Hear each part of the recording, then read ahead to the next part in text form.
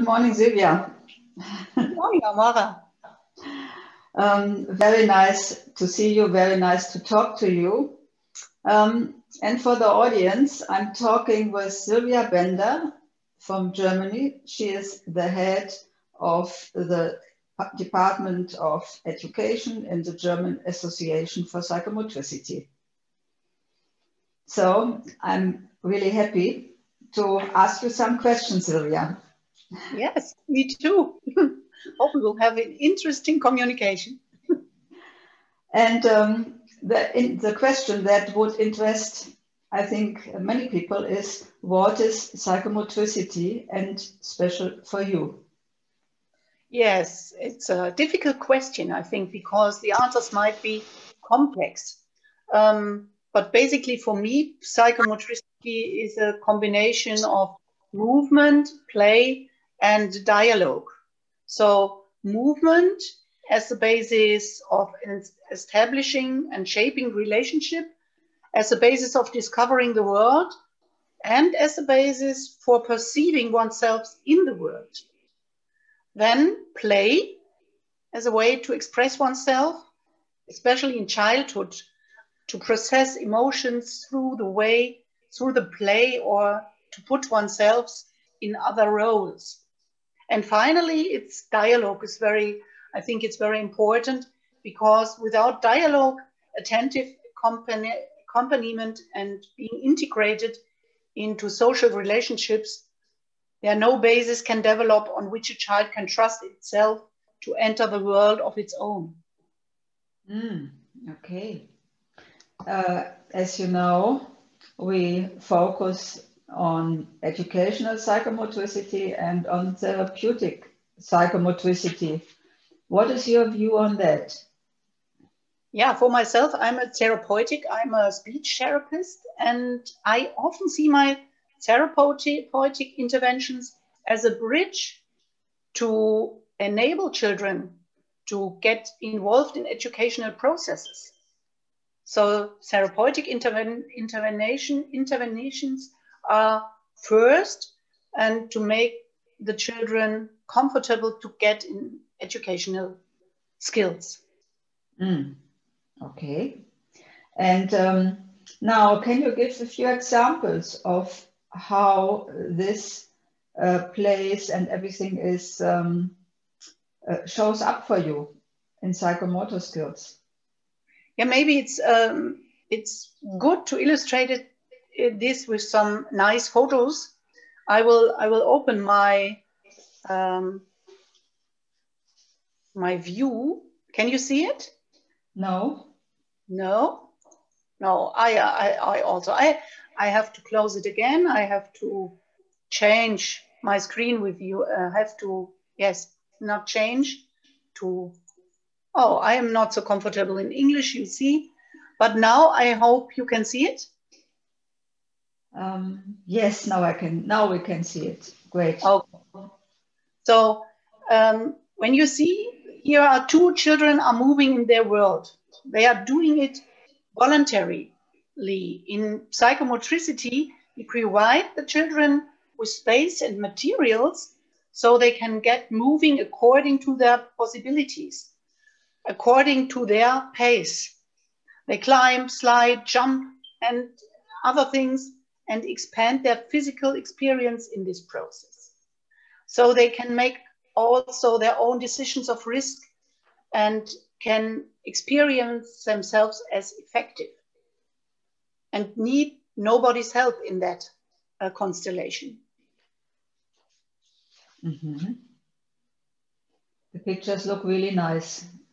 Yes, they are. You see the pictures, and they're very focused on their own doing. They are.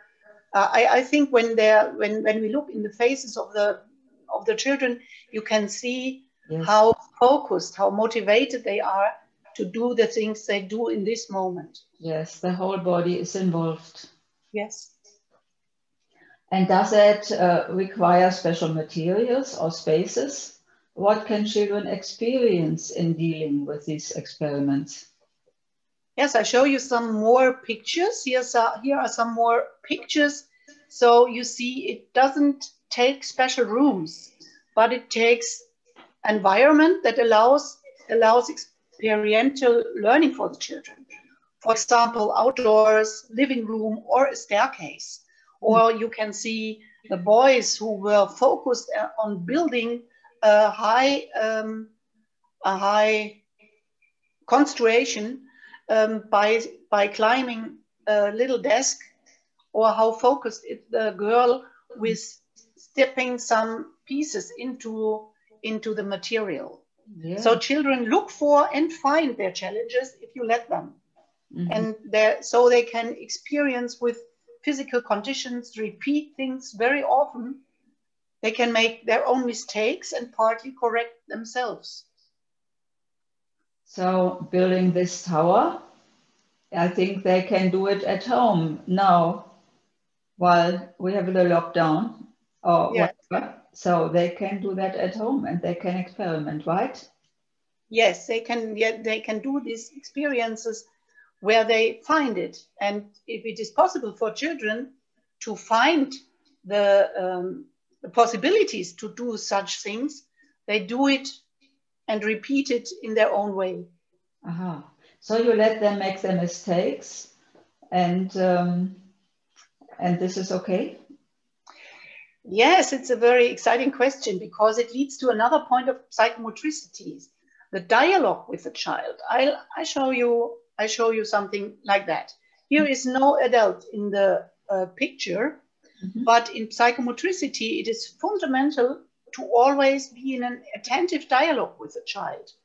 So if we succeed in this, we can feel, see, and sense when it is necessary to support the child. And when we can trust that the child, perhaps with a little frustration, can solve the problems on his own resource.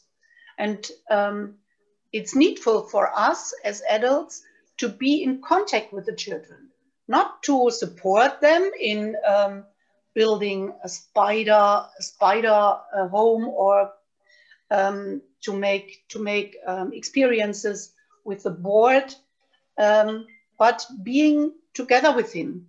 Maybe an example, when you are, it's for my own. I have learned it by my own. I would like to fix a board on the wall of my home, and I take the machine to do this, and it doesn't work.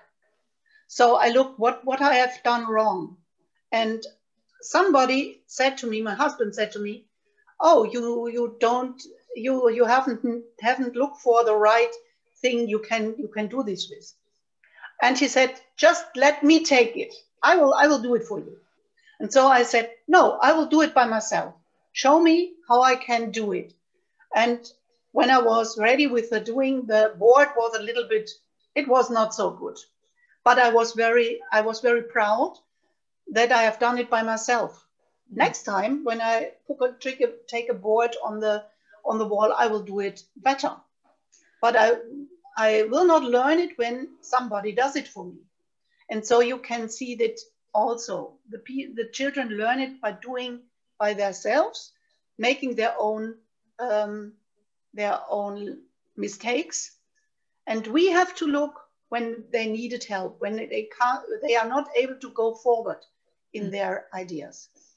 Okay. But Silvia, what you said is already how to deal with adults in psychomotricity, and maybe how to work with handicapped people in psychomotricity. Is it like this?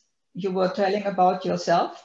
Is that the way you can deal with handicapped people, or with elderly people, anyway, with adult people too? Yes, I think with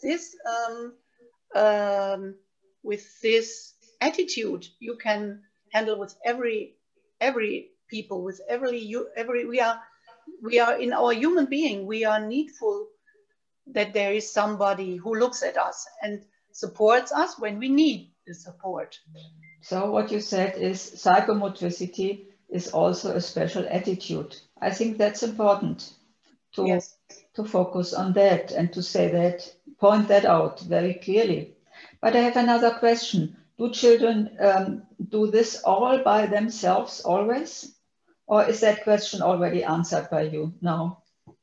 No, I don't think they do that always by themselves. Here is also some people to do their own risk.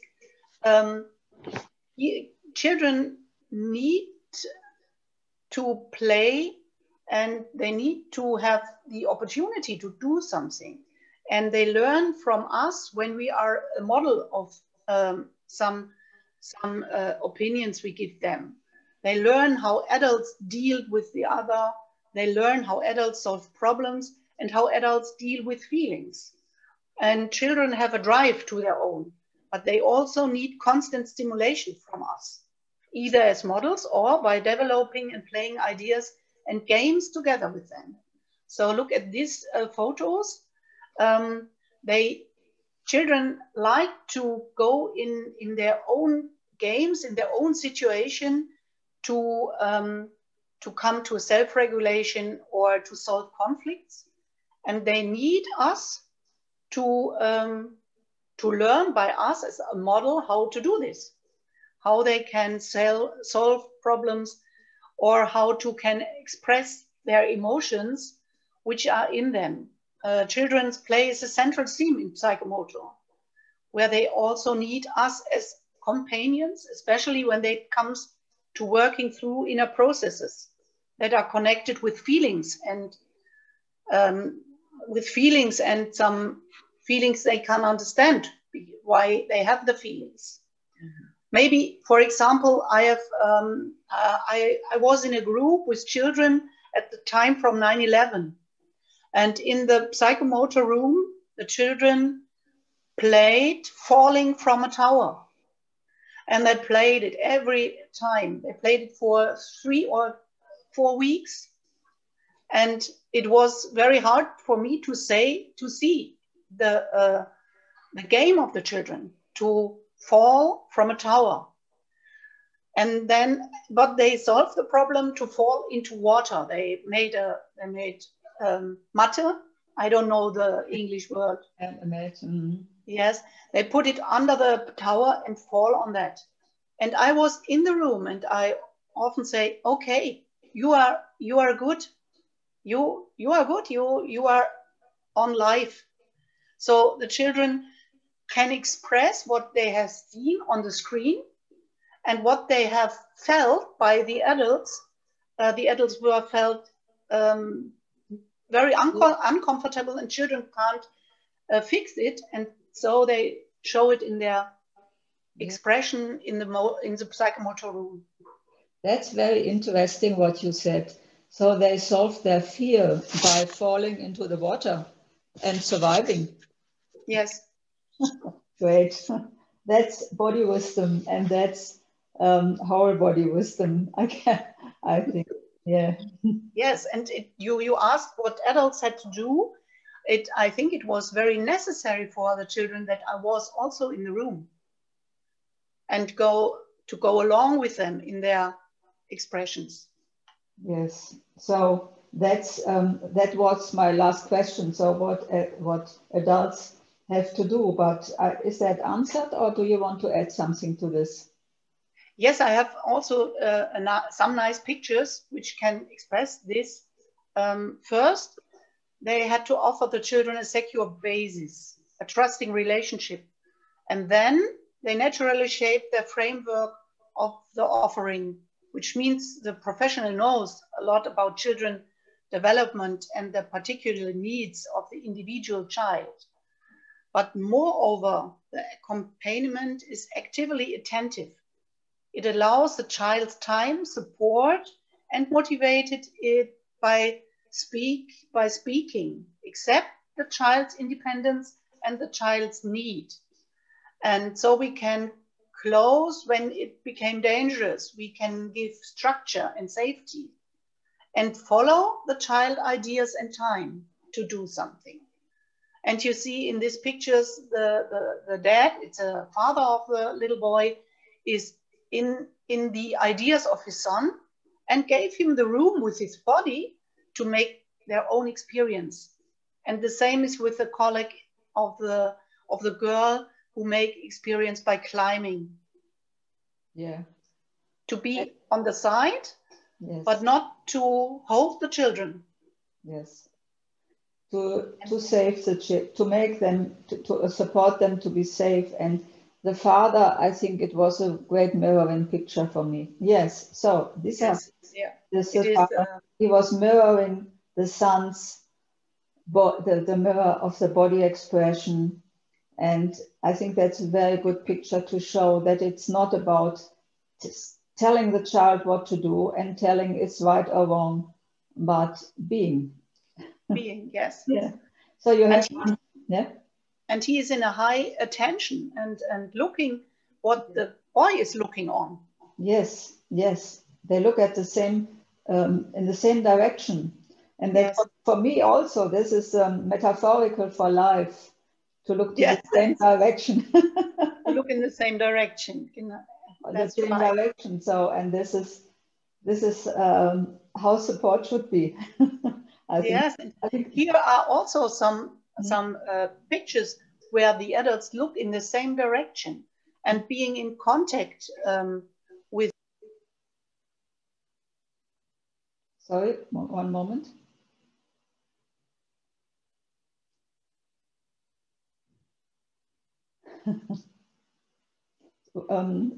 Can you open your mic? Sorry, I have closed it.